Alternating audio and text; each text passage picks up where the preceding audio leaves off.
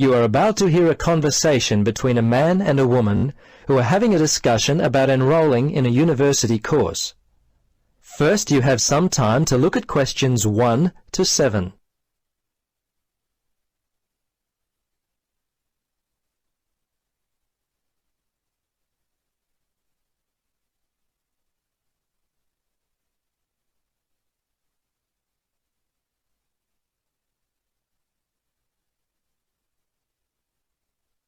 Now, listen carefully and answer questions 1 to 7.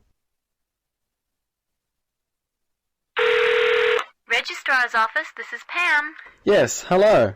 I'm calling about enrolling to study at the university. This is the right number? Yes, this is Mitchford University admissions. What would you like to know? Well, basically I need to know what I have to do to be enrolled as a student. You see, I'm currently studying education at another school. I've just finished my first year, but I'm not really enjoying it. I think I'm more interested in accounting. My dad teaches maths, so I thought it might be a good choice. Well, better than business anyway. Okay. Have you received a registration pack? No? How can I get one of those? Well, you've got to have one to register. You can enroll at the university at any time after you receive a registration pack. These are usually available from September for first-year and transferring students, and from November for returning students. On the basis of the information contained in the registration pack, you should attempt to make a firm choice about which courses to study before completing your form. I see. So I've only got a month to get my registration pack in. Can you send me one? Sure. If you are close to a high school, the registration pack and university prospectus are available from the Careers Advisor. Would that be helpful? Well, the closest school's too far away and I haven't got a car. Are there any other ways you can send it to me? Well, for prospective students who have already left school, the registration pack and prospectus are available from the university information line. But that might not be of help for you? No, not really. I'll tell you what. Why don't you give me your contact details and I'll send a pack out to you. At least that would be a start. Okay, sounds good. Right. Firstly, what's your name? Richard Dreyfus. That's Dreyfus. Your address there, Richard? Unit 12, 15 Sportsman Avenue. That's Sportsman, Mermaid Beach. 4554. And your telephone? Yes, I won't give you my home. Mobile's best. 0414. Hang on a minute, I don't call myself usually. I think it's 0414 658 339. Yes, that's it. Okay, now, do you have email? Yes, I do. It's Dreyfus, my last name, at igo. That's IGO.com. All lowercase letters, of course. Before you listen to the rest of the conversation, you have some time to look at questions 8 to 10.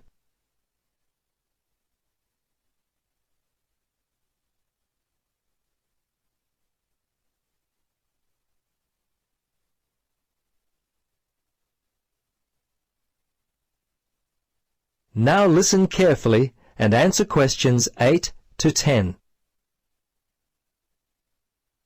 Okay, that looks fine. Now, do you have any questions for me? Yes, I've got a friend who is interested in studying at the university.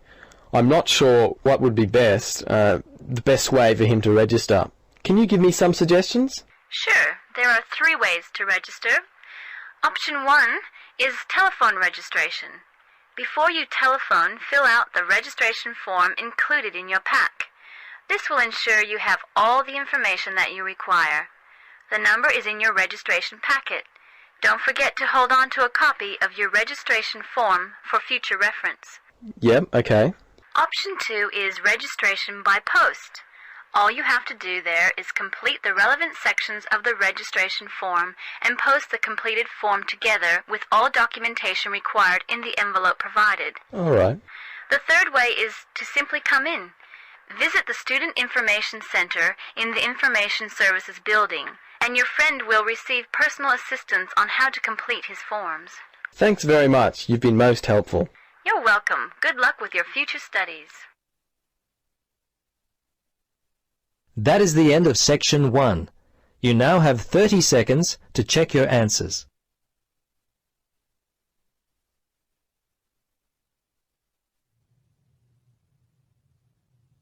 Now listen carefully and answer questions 11 to 17. Good morning, everybody, and welcome to Upton University. I hope you are settling in and beginning to find your way around. I know how confusing it can be when you start life at university, and that's why we have Freshers Week to help you find your feet. Before I go any further, I should perhaps introduce myself. My name is Sally Jackson, and I am the Secretary of the Students' Union, which has organized this week of events for you. You will usually find me in the office on the first floor of this building when I'm not attending lectures. Anyway, down to business. Of course, there are a few things that you are obliged to get done during your first week here. But once you've opened a bank account, if you haven't got one already, seen your director of studies to discuss which courses you are going to take, and signed up with a doctor, there will be plenty of time left to enjoy the events we have arranged for the week. And have we got a lot lined up for you? Throughout the week from Monday to Friday, every morning starting at 10 a.m., there will be orientation and welfare events. These will include tours of the campus, which, as you have probably noticed, is the size of a small town with 9,000 residential students, as well as sessions on developing study skills. We also have tours of Upton itself arranged for you, with a bus leaving from outside this building every afternoon at 5 o'clock. There are a number of interesting things to do and see in and around Upton, so you can expect visits to the castle and museum as well as the popular Ghost Walk. You'll need to sign up for this one, as numbers are limited. Just put your name on the list on the notice board in the entrance lobby. An important event is scheduled for Monday, that's the day after tomorrow, when we will be holding the academic fair. This is an opportunity for you to speak to students and academic staff about the courses that are on offer. The academic fair starts at 1 o'clock, by the way. There are a couple of other fairs that I think will interest you. First of all, we have the Societies Fair on Tuesday the 16th, which I think is an absolute must. You might not believe it, but the university has over 150 societies and sports clubs you can sign up for, so you are sure to find something of interest to you. That also starts at 1 o'clock, and it will be here in the Union Building. Also in this building is the Trade Fair on Wednesday from 2 until 5 in the afternoon. This one might sound a bit strange because you will find a load of banks and other businesses here trying to get your custom. You will find plenty of bargains and, best of all, a lot of the businesses give away stuff for free. Before you hear the rest of the talk, you have some time to look at questions 18 to 20.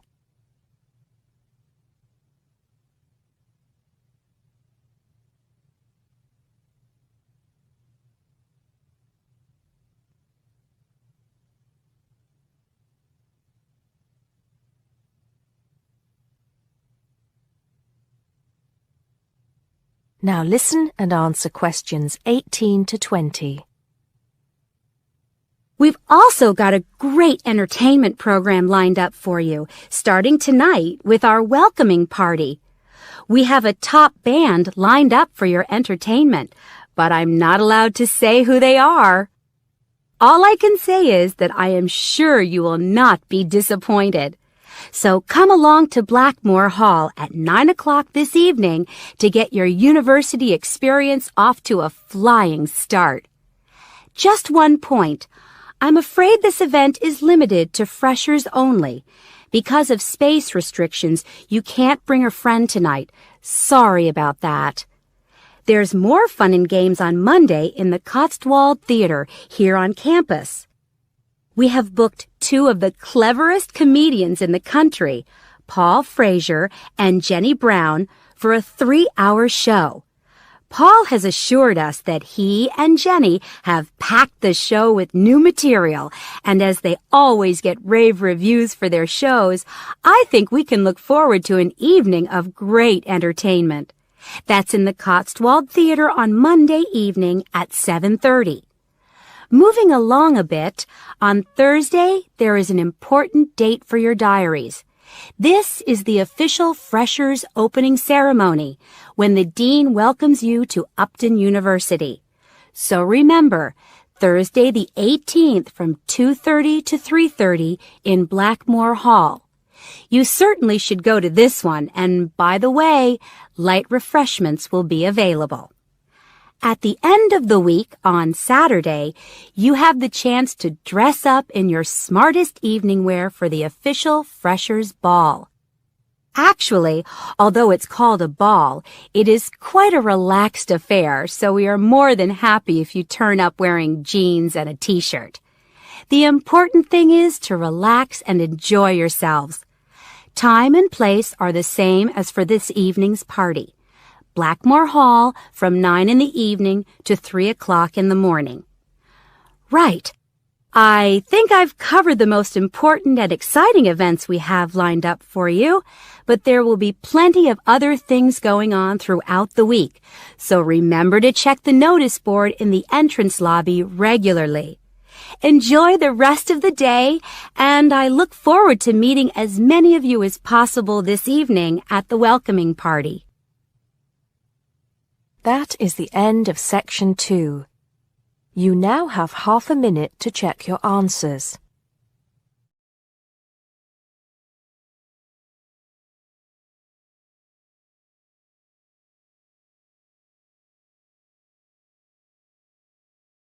Now turn to Section 3. Section 3.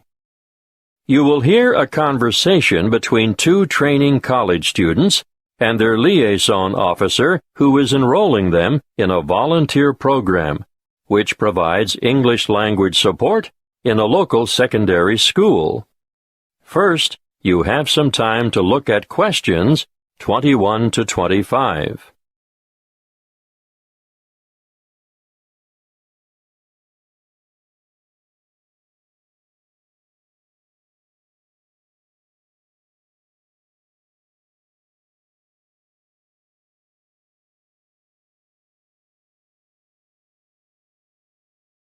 Listen carefully and answer questions 21 to 25. Come in and sit down, Lester. Sharon, I can see you're keen to know more. To start with, I'd just like to say that we value volunteers highly and recognize their importance and assistance in the provision of quality education. Thank you. We're looking forward to helping out. But what exactly can we do? Volunteers can undertake a range of tasks. In general, they enrich the English language program and complement the contributions of salaried staff members. Yes, but what would we do specifically?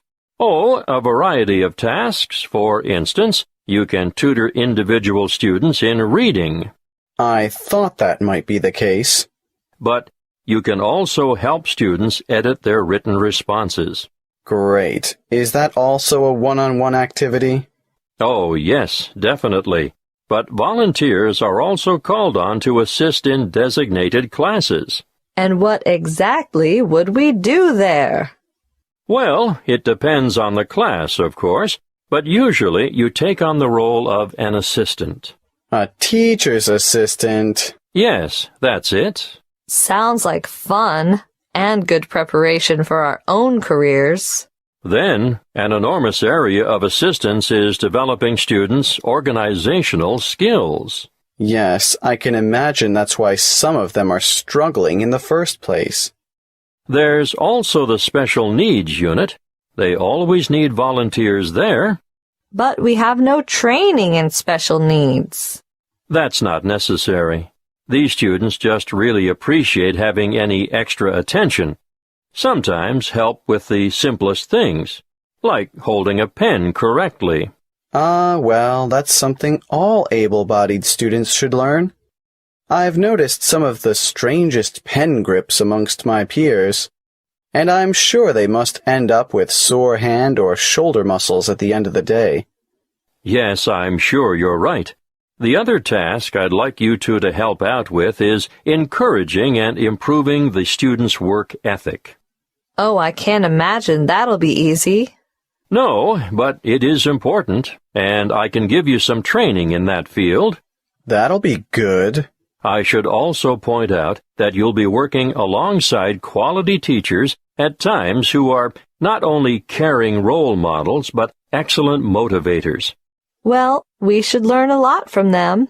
Yes, the teachers you'll be assigned to are innovative and very responsive to the different needs of individual students. If that's true, they must be adept at a variety of teaching styles. Quite right. You know, part of my mission is to forge close partnerships between experienced teachers and trainees like yourselves. As far as I can see, everyone has something to gain from the exchange of information and skills, not just the students you're helping. Before you hear the rest of the conversation, you have some time to look at questions 26 to 30.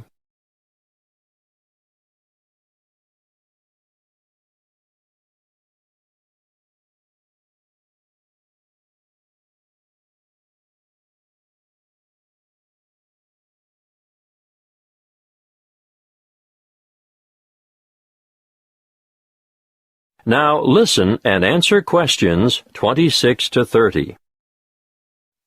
There are a number of interesting developments going on at the moment, and I've chosen you two because of your varied academic backgrounds. Now you, Sharon. I majored in business studies before I came to Teachers Training College. Yes, exactly. Well, I've always been more interested in science, marine biology in particular. Yes, I think it's quite exciting.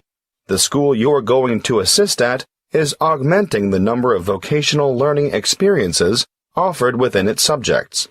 Educational philosophy these days seems to recognize the importance of increasing practical components in the curriculum.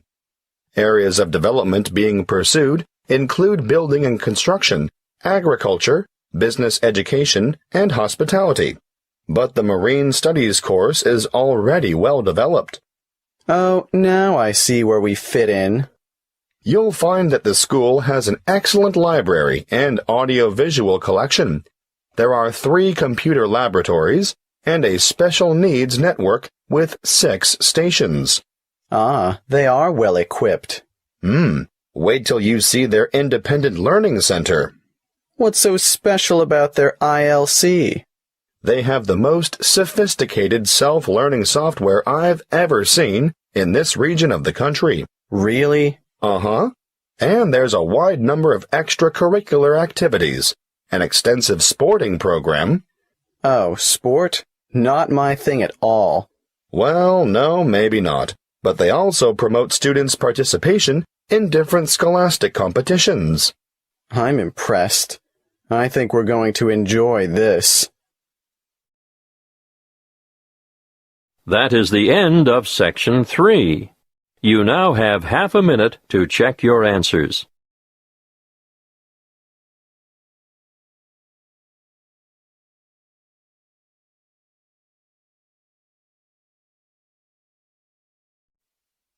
Now turn to Section 4.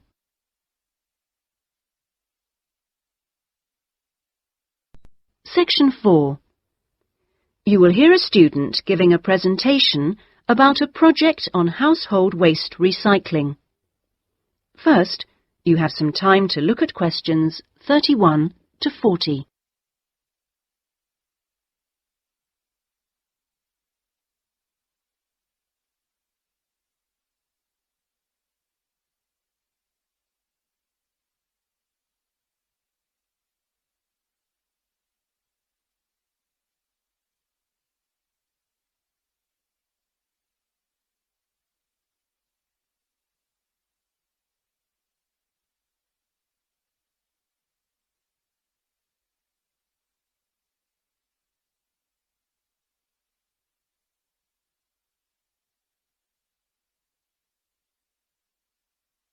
Now listen carefully and answer questions 31 to 40. Well, my group has been doing a project on how household waste is recycled in Britain. We were quite shocked to discover that only 9% of people here in the UK make an effort to recycle their household waste. This is a lower figure than in most other European countries, and needs to increase dramatically in the next few years if the government is going to meet its recycling targets. The agreed targets for the UK mean that by 2008 we must reduce our carbon dioxide emissions by 12.5% compared with 1990. And recycling can help to achieve that goal in two main ways. The production of recycled glass and paper uses much less energy than producing them from virgin materials, and also recycling reduces greenhouse gas emissions from landfill sites and incineration plants. As part of our project, we carried out a survey of people in the street, and the thing that came up over and over again is that people don't think it's easy enough to recycle their waste. One problem is that there aren't enough drop-off sites, that is, the places where the public are supposed to take their waste. We also discovered that waste that's collected from householders is taken to places called bring banks for sorting and baling into loads. One problem here is taking out everything that shouldn't have been placed in the recycling containers. People put all sorts of things into bottle banks, like plastic bags and even broken umbrellas. All this has to be removed by hand. Another difficulty is that toughened glass used for cooking doesn't fully melt at the temperature required for other glass, and so that also has to be picked out by hand. Glass is easy to recycle because it can be reused over and over again without becoming weaker. 2 million tons of glass is thrown away each year. That is 7 billion bottles and jars. But only 500,000 tons of that is collected and recycled.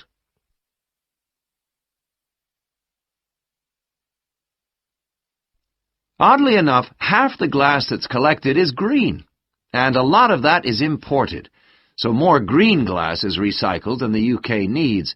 As a result, new uses are being developed for recycled glass, particularly green glass. For example, in fiberglass manufacture and water filtration. A company called CLF Aggregates makes a product for roads, and 30% of the material is crushed glass. For recycling paper, Britain comes second in Europe with 40%, behind Germany's amazing 70%. When recycling started, there were quality problems, so it was difficult to use recycled paper in office printers, but these problems have now been solved. And Martin's, based in South London, produces a range of office stationery which is 100% recycled, costs the same as normal paper, and is of equally high quality. But this high quality comes at a cost in terms of the waste produced during the process. Over a third of the waste paper that comes in can't be used in the recycled paper, leaving the question of what to do with it. One firm, PaperSave, currently sells this to farmers as a soil conditioner, though this practice will soon be banned because of transport costs and the smell, and the company is looking into the possibility of alternative uses. Plastic causes problems because there are so many different types of plastic in use today, and each one has to be dealt with differently. Packrite recycles all sorts of things, from bottles to car bumpers, and one of its most successful activities is recycling plastic bottles to make containers which are used all over the country to collect waste. The Save a Cup scheme was set up by the vending and plastics industries to recycle as many as possible of the 3.5 billion polystyrene cups used each year. At the moment, 500 million polycups are collected, processed, and sold on to other businesses such as Waterford, which turns the cups into pencils, and Johnson & Jones, a Welsh-based firm, which has developed a wide variety of items, including business cards. Well, to sum up, There seems to be plenty of research going on into how to reuse materials. But the biggest problem is getting people to think about recycling instead of throwing things away. At least doing the research made us much more careful. That is the end of section 4. You now have half a minute to check your answers.